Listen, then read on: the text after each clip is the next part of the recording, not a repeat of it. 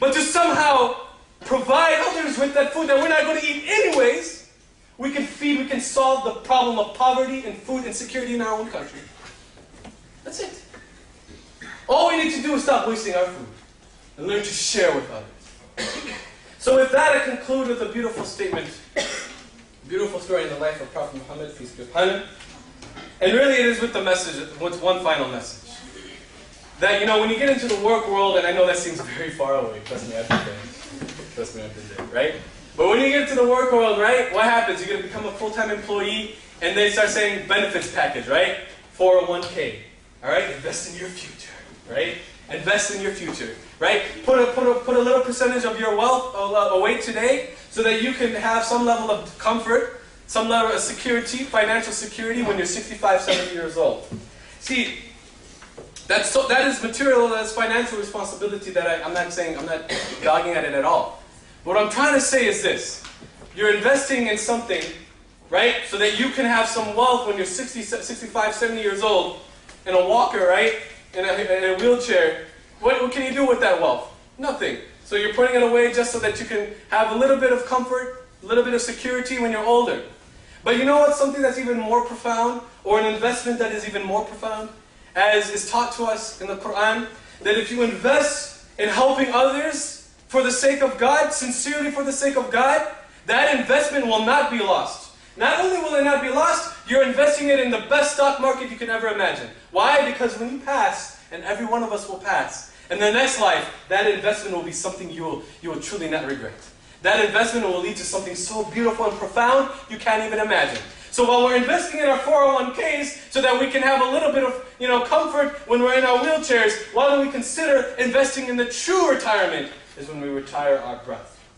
Right? And when we retire our breath, and again, it goes back to the profound sense of responsibility and that sense of the other life. The sense that life does not stop here, but we have something waiting for us if we are good to ourselves and we're good to others around us. And so with this understanding, the companions who surrounded the Prophet, they truly understood this. So once there was a man, and I'll conclude with this, there was a man, he used to own a date palm tree, right? He used to have a palm tree and he used to have date fruit, right? Some of you guys have dates on your tables. Some of them are really delicious and better than others, right?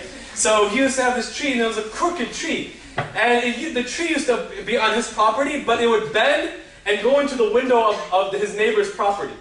So what he would do, his daily activity would go, you know, without any sense of respect for the neighbor's property, he would go into their house, climb up to the second floor, start collecting all the date palms that fell to the ground, right?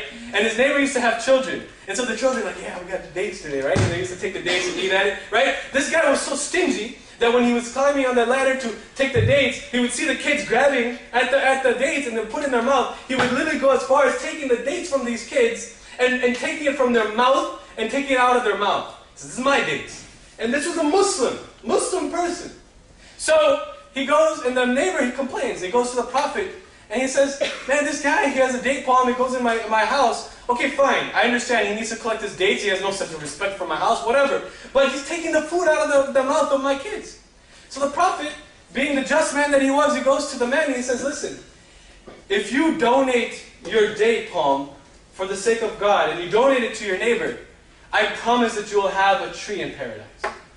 And the trees in paradise, as described in the Quran, are so beautiful that, in fact, the trees of the Quran are so large that it will take you many years just to transcend it. And because you're in eternity, who cares how long it takes, right? And then not only that, this is for the ladies in particular, or maybe some of our GQ brothers, most of the time do.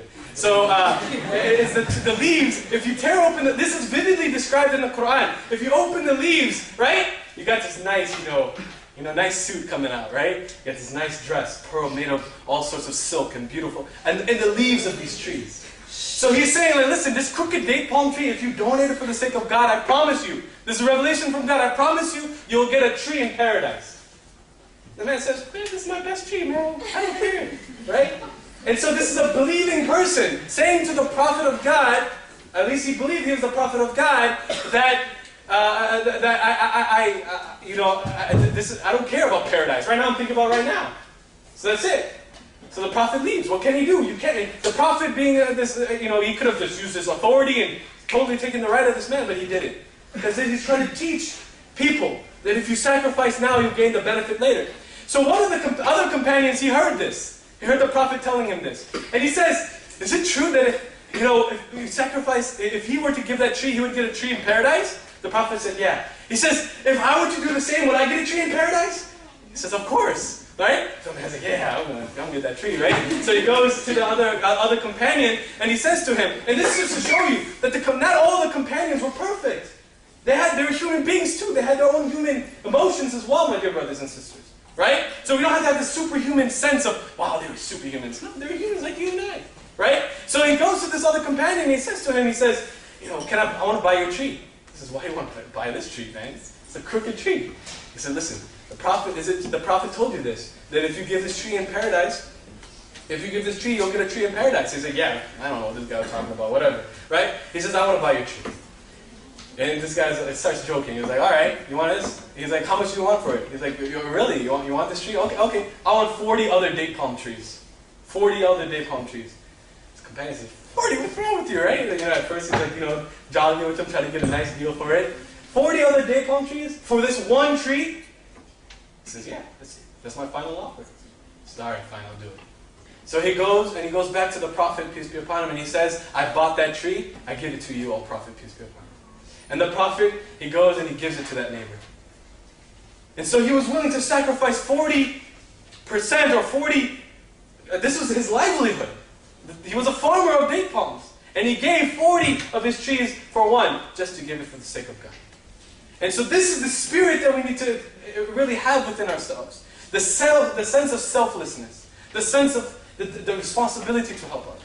And I hope that if we can leave today just with that sense of selflessness and a determination to help in any way that we can, then inshallah, I pray that we'll all benefit from this. And I'm not saying change the world, we're going to solve world hunger. Man, just change the 5-block radius around this campus. That's it. Easier said than done, of course. So may Allah subhanahu wa ta'ala bless us, and I thank all of you for coming here, and I really truly applaud you as young people, young students have finals and midterms and all sorts of things, and you took time out to be here, to share our thoughts, and to really show your sense of responsibility and desire to help others around you, and I applaud all of you. May God bless all of you, and thank you all for having me. Assalamu alaikum.